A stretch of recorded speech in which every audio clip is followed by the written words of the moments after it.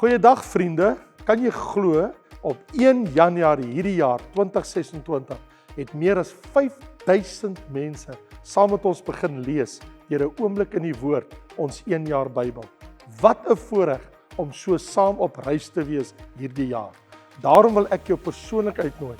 Ons gaan maandeliks tyd neem waar ons saam gaan kyk na die tekste wat gelees is en waar jy kan vra. Kom vra jou vrae oor daai tekste waar ons was, of ons in Genesis was of waar ons ook al in die Bybel gelees het. En as jy dalk nog 'n Bybel soek, goeie nuus, nog 800 Bybels is nou weer beskikbaar. So gaan kyk nou by raymondlombard.com. Ek sien jou Woensdag aand by Wat sê die Bybel?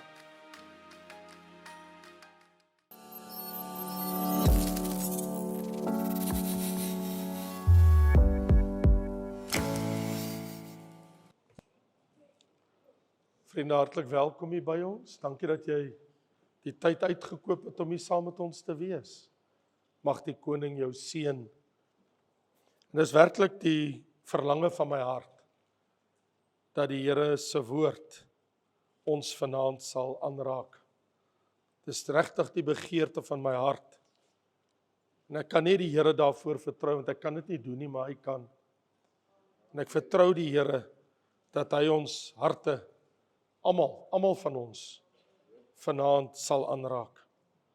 Ons het die afgelope 2 weke ter inleiding gekyk na Esegiel, so ons doen dit nou al vir 2 weke, en ek het jou beloof, wanneer ons vanaand weer terugkom na die huis van die Here, dan gaan ek begin om vir jou van Esegiel 1 die skrif uit te lê. Die ding van Esegiel, moet ek vir jou sê, in vers 1 lees ons van in die 30ste jaar. Dit is, Esegiel was 30 jaar oud. Dis sy verjaarsdag. En hy het 'n ontmoeting met God. Esegiel is deur God geroep, nie om 'n profeet te wees, 'n priester te wees, maar 'n profeet. Hy was 30 jaar oud toe die Here hom roep. Dit was die normale ouderdom vir 'n priester om sy bedieningswerk te begin in die tempel.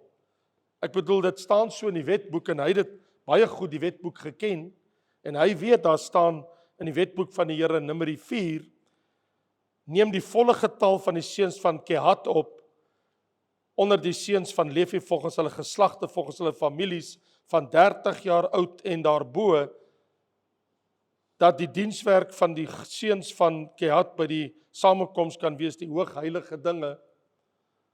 En so komende uit die nageslag van Aaron uit, weet Esegiel, hy is priester van God. Dit sou vir Esegiel baie makliker gewees het, om 'n priester te kon bly, as wat hy profeet sou word. Want 'n priester, hy kon die wet lees, hy kon vir mense die wet van God leer. Alles wat hy nodig het om sy werk te doen, het hy geleer in die jare wat hy in Jerusalem was. Profete anderzijds, hulle was verag. Hulle was gewoonlik vervolg. Was gevaarlik om 'n profeet van die Here te wees. Die meeste mense word gegrief as hulle vertel word oor hulle sondes. Mense verkies eerder om boodskappe te hoor wat hulle bemoedig en nie oordeelsverklaringe nie, hulle hou nie daarvan nie. Jeremia het in Jerusalem as profeet opgetree toe Esegiel in 622 voor Christus gebore is. Jeremia was alreeds profeet. Toe Jeremia profeet was, het Esegiel die lig gesien. En hy besluit om sy verjaarsdag te vier by die Kebar rivier. Dit is 'n waterkanaal, waar die water van die Efraat rivier en die Tigris rivier in 'n kanaal gelei word. Ek weet nie wat het hy daar gemaak nie, miskien het hy die rustigheid van 'n plek gaan opsoek om te bid en homself te reinig voor die Here. Ek bedoel, hy is nou 30 en ons weet ook wat die datum was, want vers 2 sê, op die 5de van die maand, dit was die 5de jaar van die ballingskap van koning Jojagin. Nou die geskiedenis sê vir ons, dit was 31 Julie 593 voor Christus. Ons het selfs die datum. Dis 'n skrale 15, 16 jaar voordat die tempel vernietig sou wees. En volgens priesterlike voorskrifte kan Jesegiel nou sy werk begin nou dat hy 30 is. Hy was dan 25 jaar in Jerusalem. Vir 25 jaar het hy opgegroei in die stad. Hy ken die tempel, hy ken baie van die priesters daar. En hy het geglo dat dit is sy roeping en hy gaan priester van die Here wees. Hy ken baie van daai mense persoonlik daar terloops by die tempel en selfs van die leiers van die volk, want hy sou in hoofstuk 8 vers 11 sê, toe die Here hom in 'n gesig terugneem om te kyk in 'n gesig wat daar aangaan, toe sien hy 70 manne, die oustes van die huis van Israel, en hy sien Jesanja, die seun van Safan, onder hulle, met wierook panne in hulle hand, met reukwerk, maar hulle is besig om afgodsoffers te bring. So hy herken selfs in die gesig wat hy sien, die manne by wie hy groot geword het, by die tempel en die leiers van die volk wat hy daar sien, en skrywers. Hy ken die binnewerking van die priesterskap, die tempeldiens. Hy weet wat word van hom verwag. Hy is nou 30 jaar oud. Hy kan nou sy werk begin. Hy is opgelei vir die taak, maar hier's 'n probleem. Hier's 'n probleem.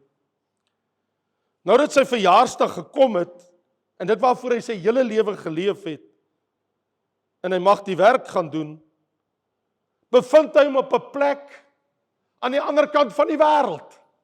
Ver weg van Jerusalem. Ver weg van die tempel, want 5 jaar van tevore, toe hy 25 was, is hy weggevoer. En hy is op die vlaktes van Babel. Nou het hy die rype ouderdom bereik om te kan bedien, maar hy is 'n balling. Hy is nie by die heilige tempel nie. Dit waarvoor hy geleef het. Hy is nie by God se heilige teenwoordigheid, wat in Jerusalem is, die Shekinah glorie van die Here. Hy is nie eens in sy eie land Israel nie. Hy is in 'n onrein land. Hy leef tussen 'n klomp onrein mense, omring deur afgodery, veel godedom, al die heidense afgode. En waar hy en sy medevolksgenote word gespot, hulle word gehoon deur diegene wat hulle gevangene geneem het. Daar is nie verjaarsdag liedere vir hom om vandag te sing daar by die Kebar rivier nie. Min het Jesegiel geweet, toe hy daai oggend wakker geword het, hierdie dag van sy lewe, hierdie datum wat hy vir ons gee, dat by die einde van die dag sal sy lewe nooit ooit weer dieselfde wees nie. This day is going to change him forever. Hy was veronderstel om nou as priester verorden te word. God roep hom om sy profeet te wees en nie sy priester. Dit wat hy nou gesien, wat hy gehoor, wat hy beleef het, sou sy lewe vir altyd onherroepelik verander, hierdie man, Jesegiel. Hy kan net nooit weer dieselfde wees nie. Hy sou vir Israel sy volk, hy sou vir die mense van sy volk, vir die priesters, die konings, die leiers, die Here, die lewe totaal anders te sien voortaan. Alles verander op daardie dag by die Kebar rivier. Wat hy daar sien en wat hy daar beleef, dis eintlik nie moontlik om dit in menslike woorde te beskryf nie. Daarom sou hy baie keer die woord gebruik, dit lyk soos, iets soos. Hy wil bekende beelde gebruik en beskrywe, want wat hy sien, is daar nie voor woorde nie. Hoe moet hy vertel wat sien hy? Die een ding wat uitstaan, is die gesig wat hy daardie dag gesien het, hierdie visioen. Dat het alles begin met 'n storm, dit kan jy sien in vers 4, hy sê, toe het ek gekyk en daar was 'n stormwind wat uit die noorde gekom met 'n groot wolk met onophoudelike vuur. Die hele ding het begin met 'n storm. Maar dit eindig in vers 26 by 'n troon. Begin met 'n storm. Maar in vers 26 sien hy 'n troon met 'n troongestalte. So is my vraag. Wat het die man Esegiel, die priester, gesien by die Kebar rivier? What happened? Wat het gebeur? Kom ons hoor wat sê hy. Hy sê in vers 2, dit was op die 5de maand, die 5de jaar van die ballingskap van koning Jojagin, het die woord van die Here uitdruklik gekom tot hom Esegiel, die seun van Busi, die priester, in die land van die Galdeërs, by die Kebar rivier. En die hand van die Here was daar op hom. So die woord van die Here het gekom en die hand van die Here. Toe het ek gekyk, en daar het 'n stormwind uit die noorde gekom, 'n groot wolk, met onophoudelike vuur. En 'n glans was rondom die wolk. En daaruit, uit die vuur, het iets soos blinkende iets soos blinkende metaal geskitter. En daaruit het die gestalte van 4 wesens gekom. En dit was hulle voorkoms. Hulle het die gestalte van 'n mens gehad. En elkeen het 4 aangesigte gehad. En elkeen van hulle 4 vlerke. En hulle bene was reguit bene en hulle voetsole soos die sole van 'n kalfspoot. En hulle het geglinster soos blink geskuurde koper. En mense hande was onder hulle vlerke aan hulle 4 kante. Maar aangaande die aangesigte en die vlerke van al 4, hulle vlerke was aan mekaar verbind. Hulle het nie weggedraai as hulle gaan nie.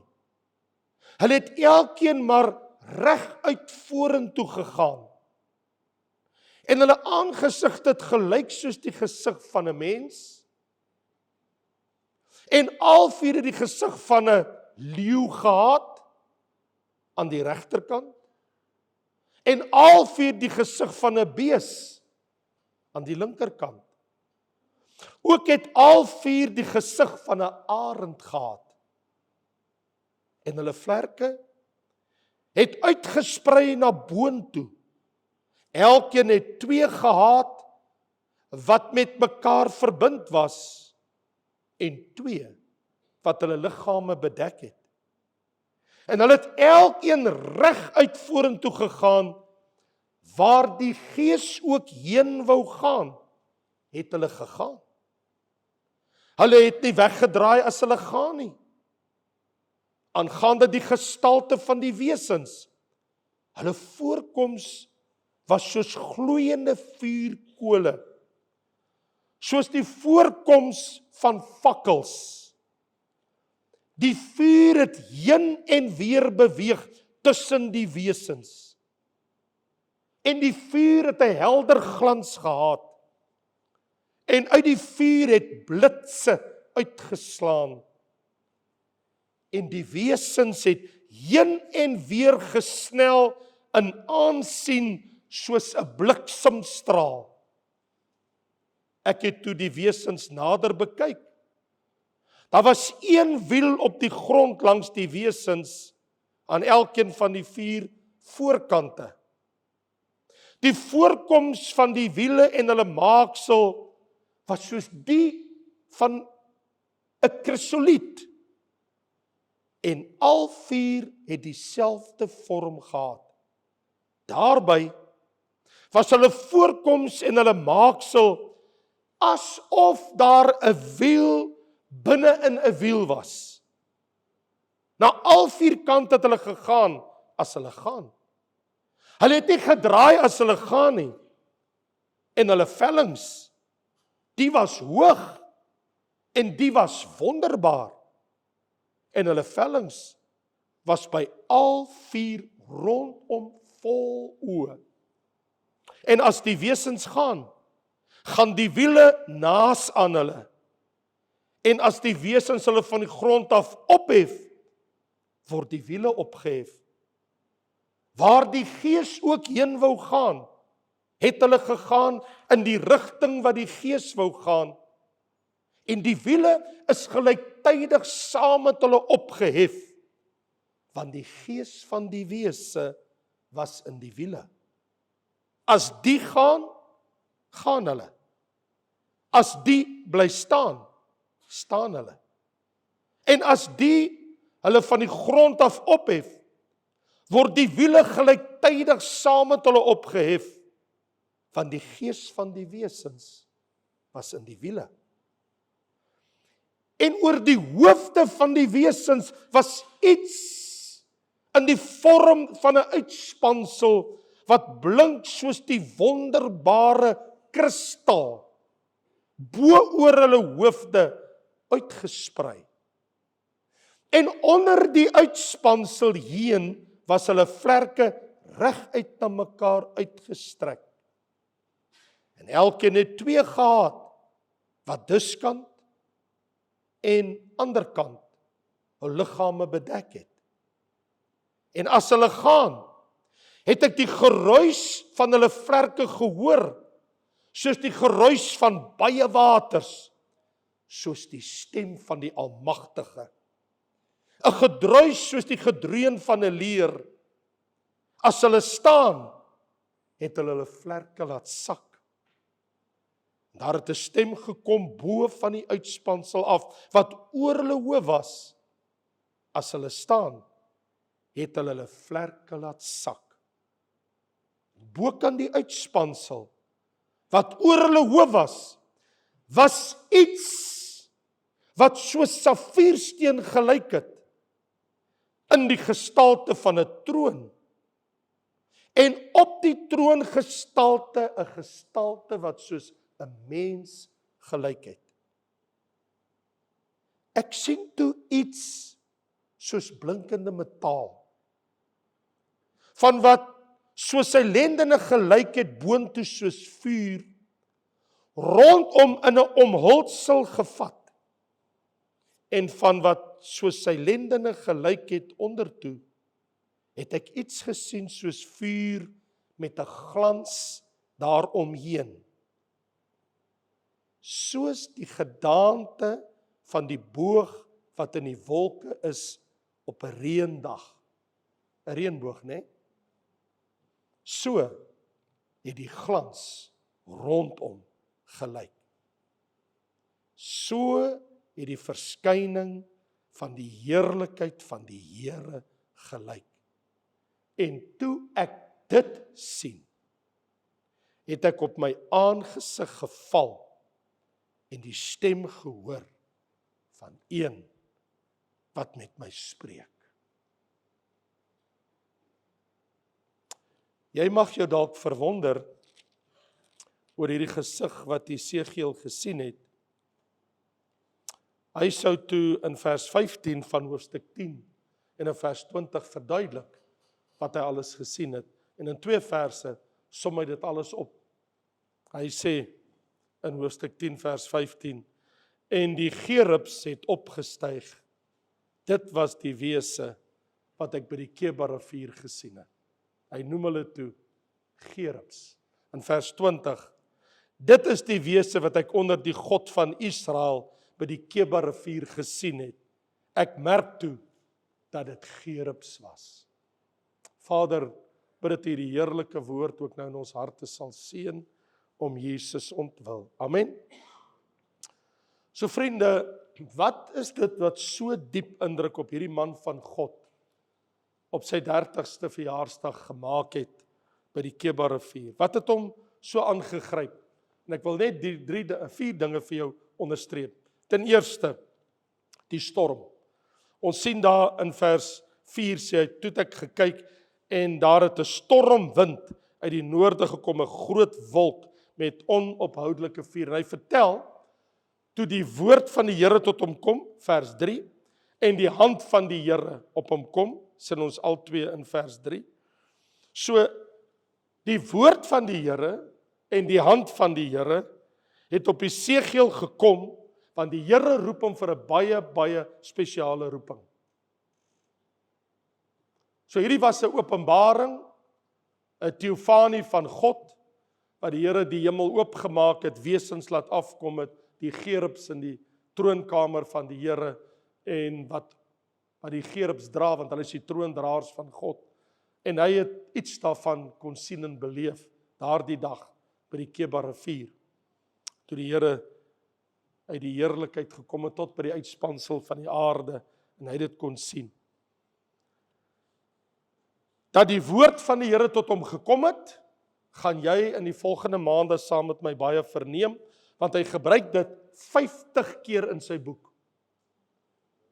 50 keer sal jy in hierdie boek lees, dat die woord van die Here het tot Jesegiel gekom. 'n woord van God. 'n woord van God. 50 keer sal jy daarvan verneem in sy profesie. In die Bybel spreek 'n storm gewoonlik van goddelike oordeel. Ek kan jou wys, byvoorbeeld koning Salomo sou in Spreuke hoofstuk 1, sal hy in vers 27 sê, as julle verskrikking kom soos 'n onweer en julle ondergang soos 'n stormwind met benoudheid. So gewoonlik 'n storm spreek van oordeel wat kom. Ek bedoel, sê net hy wat dit sê nie, Jesaja is van dieselfde mening, wanneer Jesaja sê in Jesaja 66 vers 15, kyk, die Here sal kom in vuur en sy waans soos 'n stormwind in sy toren, in die hitte van sy toren. So 'n storm spreek gewoonlik van God se oordeel wat gaan kom. Nou natuurlik, ek en jy kan dit absoluut verstaan, want die Babiloniërs, van die storm kom uit die noorde uit, en die Babiloniërs sou Jerusalem aanval uit die noorde uit. Hulle sou op Jerusalem en Juda toesak soos 'n storm, soos 'n wolkestorm. In oordeel sou hierdie volk op hulle toesak, in Jerusalem vernietig, in die tempel vernietig, in die paleise vernietig, en die res van die bevolking wegvoer. So die eerste ding wat vir hom so aangegryp het is, hy hoor die woord van die Here kom na hom toe, en hy besef die hand van die Here is nou ook op sy lewe, en hy sien hierdie storm. Alles het begin met 'n storm. En terwyl hy so na die storm kyk wat aankom, toe sien hy die gesig ten tweede van gerubs. Ons het nie geweet in die begin nie, ons sou eers later uitvind in hoofstuk 10, dat hierdie gesig by die Keba rivier was toe al die tyd die gesig van gerubs.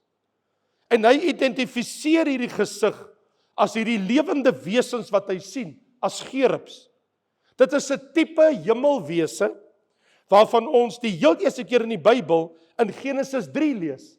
Wil ek vir jou sê, in Genesis 3 vers 24 lees ons vir die eerste keer ooit van gerubs in die Bybel, baie vroeg in die Bybel, en hulle was by die boom van die lewe, by die ooste kant van die tuin, om seker te maak dat geen mens sal kom eet van die boom van die lewe, nou dat die Here Adam en Eva uit die tuin uit verdryf het, want as iemand sou eet van die boom van die lewe, sou hulle vir ewig in hulle sondige toestand lewe, hulle sou nooit kon sterwe nie.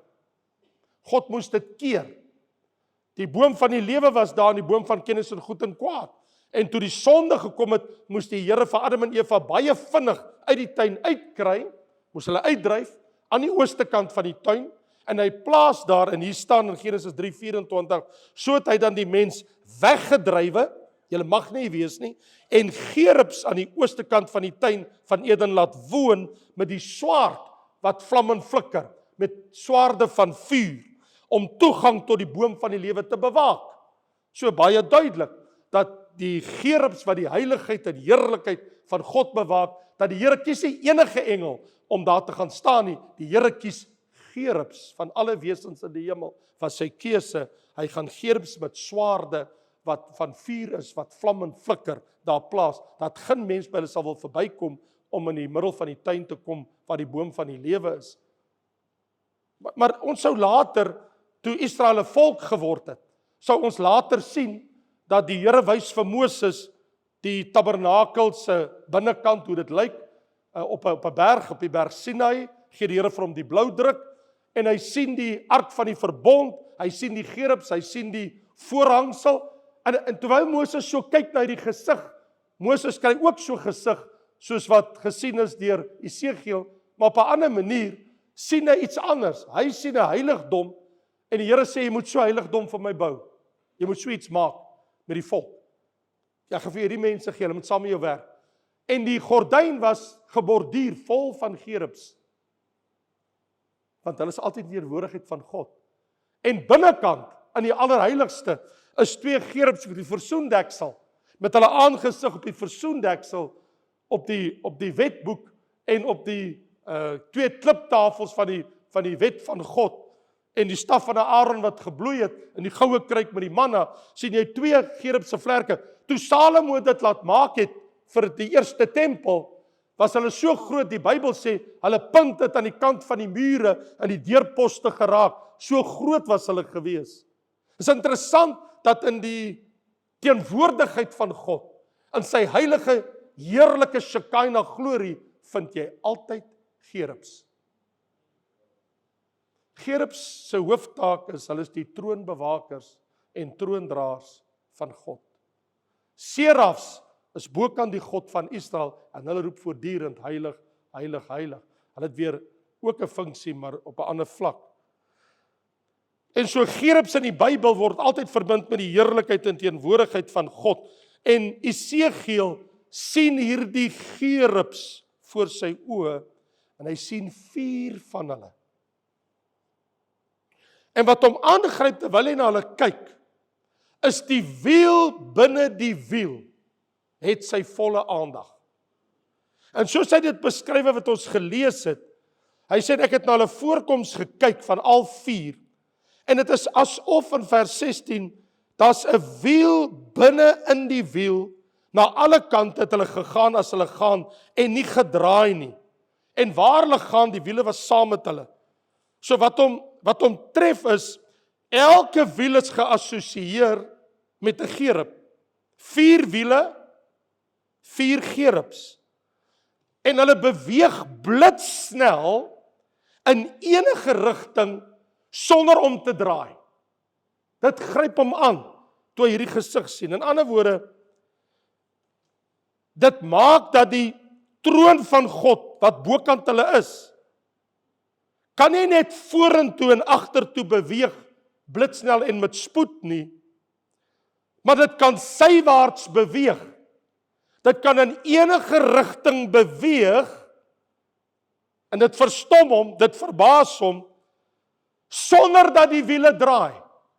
So die feit dat daar 'n wiel binne in die wiel is, maak dit moontlik dat dit wat hy sien, kan blitsnel na alle kante toe beweeg, sonder om 'n draai te maak. Dit het hom geweldig aangegryp, toe hy die wonderbaarlike gesig sien. En hy sien hierdie vuur, hy sien hierdie gloeiende vuurkole, hy sien die bliksemstrale, die krisoliet, die aangesigte, die vlerke, die wiel binne die wiel, en die geruis van hulle vlerke soos die stem van die Almagtige, hulle groot sterk vlerke, as hulle begin om dit te beweeg, is daar 'n geweldige geruis, soos wat hulle beweeg met die krag wat daarin is, om die troon van God te beweeg.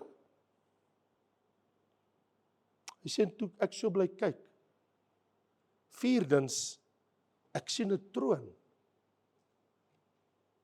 en op die troon, 'n troongestalte, daar's iemand daar.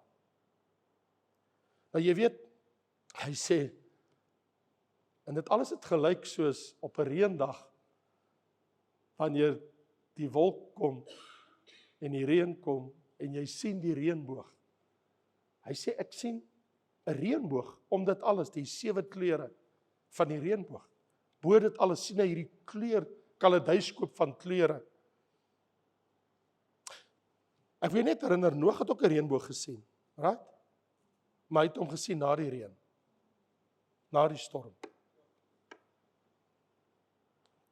Johannes in Openbaring, hy het ook 'n reënboog gesien, wil jy daaraan herinner? In Openbaring 4 vers 3. Maar hy het dit gesien voor die storm van die groot verdrukking.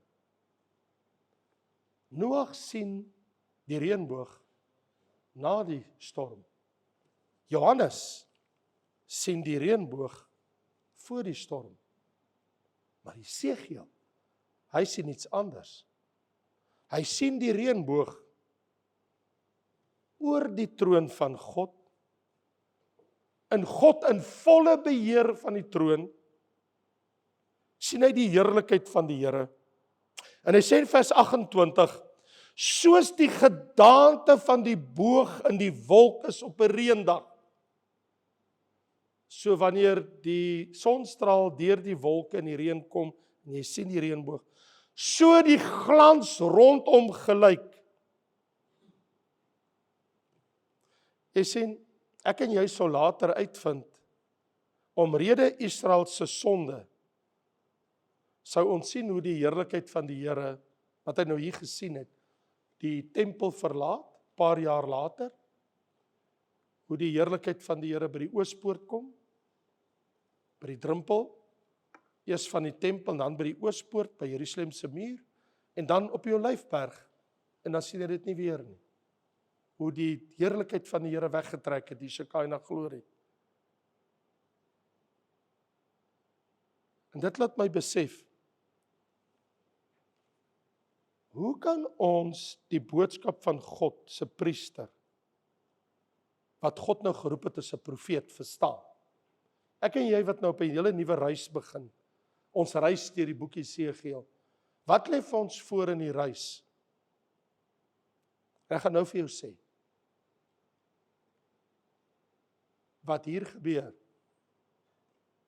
is ons lees, alhoewel die volk in ballingskap gaan, en reeds van hulle in ballingskap is, en hulle op die punt staan dat hulle tempel verwoes gaan word, en Juda finaal uit sy land uit verban gaan word, binne 'n paar jaar, en die tempel vernietig sal wees, in die paleise. God is steeds op die troon. Dis die boodskap. Voor dit gebeur het, sit God op sy troon. Hy is in staat om elke situasie te hanteer en elke storm in jou lewe en in my lewe.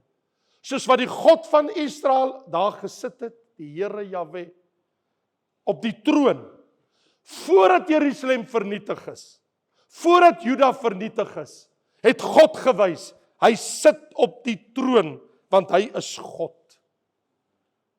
Besef jy weet nie eens wat se storms wag in jou lewe vir jou nie, maar God is klaar daar, want hy sit op die troon. En in vers 28 lees ons aan die einde, toe ek dit sien, het ek op my aangesig geval en die stem gehoor van een wat spreek. So die oorsprong van die stem wat hy nou hoor, is die van Jahwe, die Here God van Israel.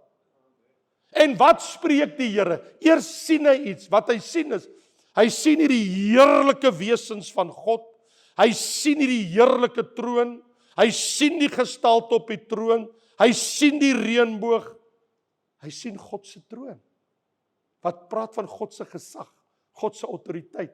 In ander woorde, wat die Here ook al nou gaan toelaat om oor Israel te gebeur en met die volk te gebeur in die volgende jare wat kom, die Here is ten volle in beheer, hy sit op sy troon. Hy is in beheer. En ek wil nou vanaand vir jou iets sê, God is in beheer van jou lewe, meer as wat jy dink. Even more than what you think. Meer as wat jy dink. En jy dink ek is in hierdie situasie. God, die Here, God van Israel, sit op sy troon. En Jesus sê, laat ons deur sy diensdag wat vir ons geskryf het in Hebreërs 4 vers 16, laat ons na die troon van die genade gaan. Nie van oordeel nie, maar van genade. Daar is 'n oordeelstroon, maar daar's ook 'n troon van genade. En die Bybel nooi my en jou, Laat ons na die troon van genade gaan en barmhartigheid verkry en genade vind om op die regte tyd gehelp te word. God is op die troon. Dis nie 'n klise nie. Dis 'n werklikheid. Jesegiel het dit gesien. En Jesaja het dit ook gesien. Hy het ook gesien. In die sterfjaar van koning Osia, toe sien ek die Here op sy hoë en verhewe troon sit. En sy heerlikheid het die some van die tempel gevul soos 'n wolk. En ek het die serafs hoor roep, heilig, heilig, heilig is die Here van die leerskare. Sien jy iets van God se heerlikheid?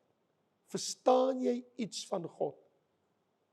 En wat ons vanaand hier sien, is die Here, groot en gedig, is op die troon.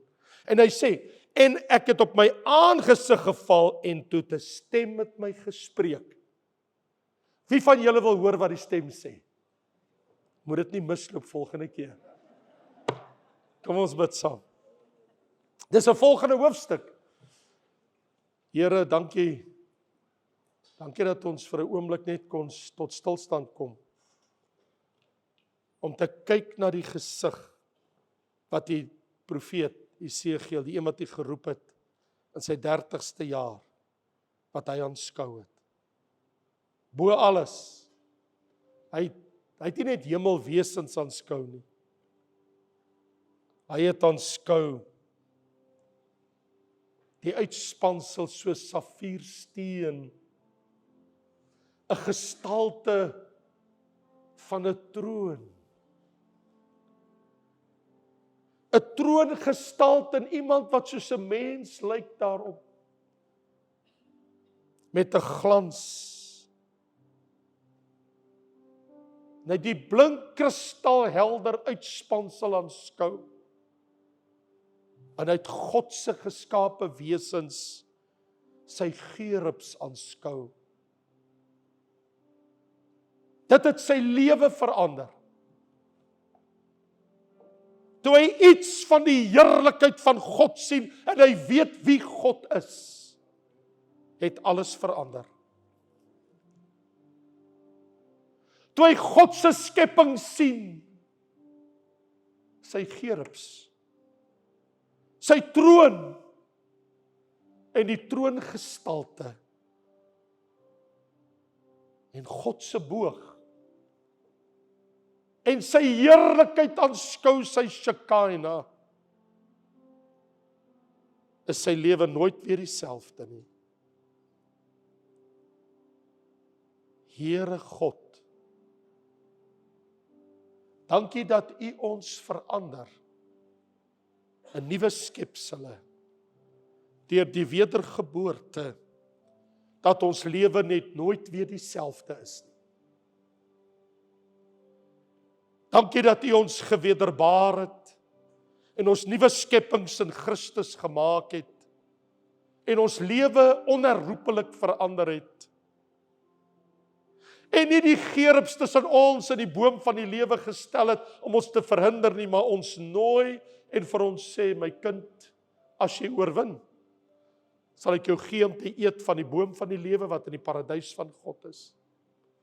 En elkeen van ons het hierdie belofte, as ons aan die vashou, as ons glo dat Jesus die Seun van God is, en as ons hierdie belydenis vashou, want dis wat die wêreld oorwin het, die wat glo dat Jesus die Seun van God is, sal U ons met heerlikheid beklee, om eendag die gerubs te aanskou, die troon te aanskou, die een wat op die troon sit, te aanskou. Sy heerlikheid, sy Shekinah in te gaan, en vir ewig by hom te lewe. Om te eet van die boom van die lewe na willekeur, en te drink van die water van die lewe na hartelus. Dankie Here, dankie Here. Here, nou bid ek U, dit wat Jesegiel in ons belê, wanneer ons na hierdie woord gaan in die weke en maande wat kom, dat dit ons lewe sal verryk en ons lewe sal verdiep. En dat ons hierdie boodskap met ons nou sal wegneem. Die Here God sit op die troon en hy is in volle beheer van hierdie wêreld, ook van my lewe, van ons lewe. Dankie Vader vir hierdie sekerheid en wete in Jesus lieflike naam. En al die kinders van die Here sê, Amen.